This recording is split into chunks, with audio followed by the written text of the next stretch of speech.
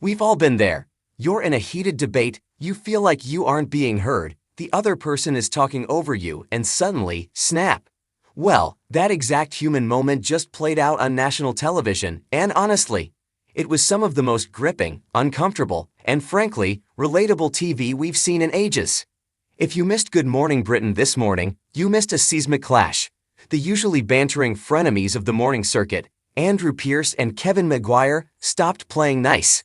The gloves didn't just come off, they were thrown across the room.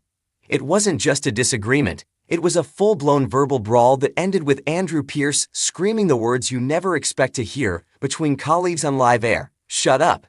Let's dive into the chaos, the context, and why this moment has everyone talking. The spark, a BBC betrayal or an honest mistake? To understand why Andrew Pierce lost his cool, we have to look at the powder keg that ignited the explosion.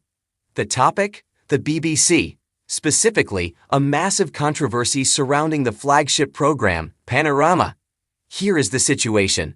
A report has surfaced suggesting that the BBC edited a speech by Donald Trump in a way that fundamentally changed the narrative.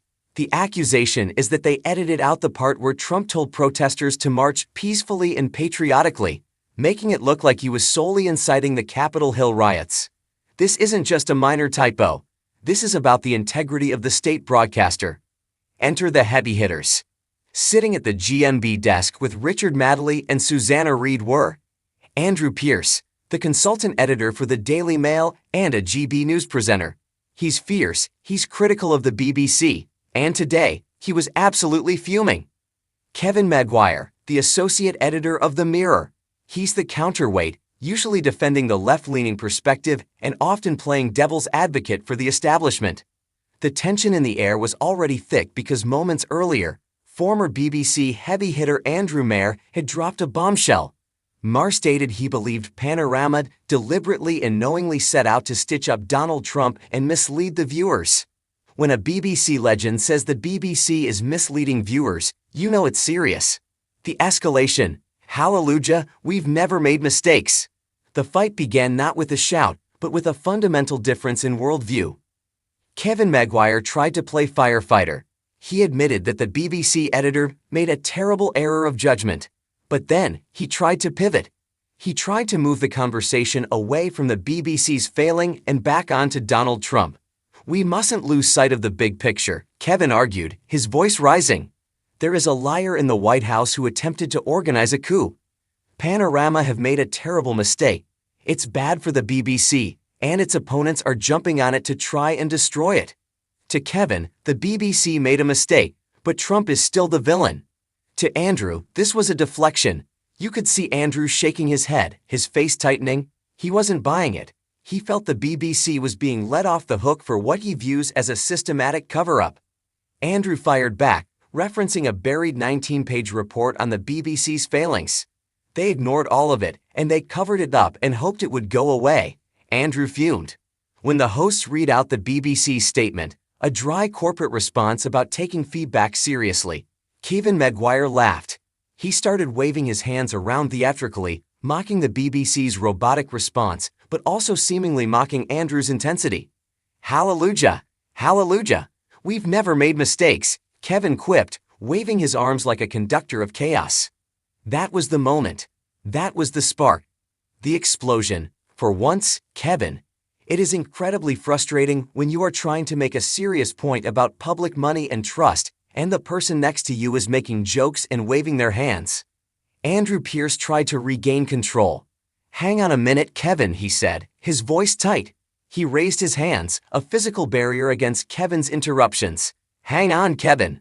But Kevin kept going. He kept talking over him. And then, Andrew snapped. The dam broke. "Kevin, for once, Kevin, can you just shut up for a change?"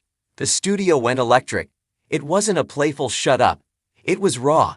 It was the sound of a man who had reached his absolute limit. Kevin, realizing he had gotten under Andrew's skin, immediately went on the offensive. He started taunting him. "You're rattled," Kevin claimed. "You're rattled." This only poured gasoline on the fire.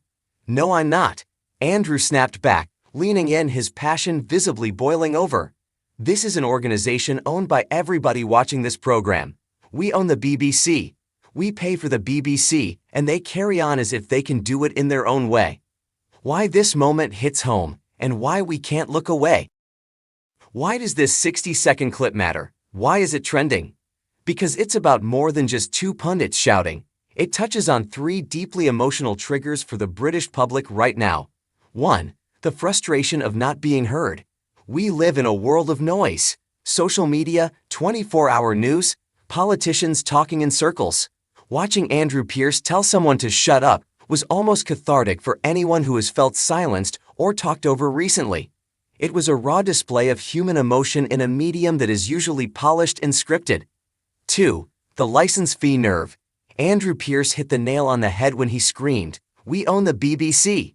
This is the crux of the anger. When a private company messes up, you stop buying their product. When the BBC messes up, allegedly deliberating misleading viewers, you still have to pay for it or face a fine. That lack of control makes people furious. Andrew channeled that collective anger perfectly. 3. The chemistry of conflict. Pierce and Maguire are TV gold because they are genuine friends off-screen, which allows them to go harder on-screen. But today felt different. It felt like the friendship didn't matter for a second. The issue was too big. It showed that even friends can reach a breaking point when the topic is toxic enough. The aftermath. Who won the argument? It depends on who you ask. Team Kevin. If you believe that the media's primary job is to warn against dangers like the Capitol Hill riots, you might side with Kevin. His point was that focusing on a BBC editing error ignores the big picture of a violent insurrection. He sees Andrew's outrage as opportunistic, a way for BBC opponents to destroy the institution. Team Andrew. If you value transparency and get angry when institutions hide the truth, you are likely cheering for Andrew. His argument is simple. The BBC takes our money, so they must tell us the truth. If they manipulate footage to fit a narrative, they are betraying the public. And when his co-star tried to minimize that betrayal, Andrew's explosion felt justified. The final verdict. Television is often accused of being boring, safe, and full of people sitting on fences. Today, the fence was burned down. Whether you agree with Andrew Pierce's politics or Kevin Maguire's defense, you have to appreciate the passion. In an era of PR statements and carefully managed soundbites, seeing someone genuinely lose it because they care so much about the principle of the matter is rare. Andrew Pierce didn't just lose his temper, he voiced the frustration of millions who feel the media isn't playing it straight. What do you think? Was Andrew right to tell Kevin to shut up, or was he rattled, just like Kevin said? Did the BBC stitch up Trump? Is the license fee still worth it? One thing is for sure, the next time these two are on air together, the entire country will be watching.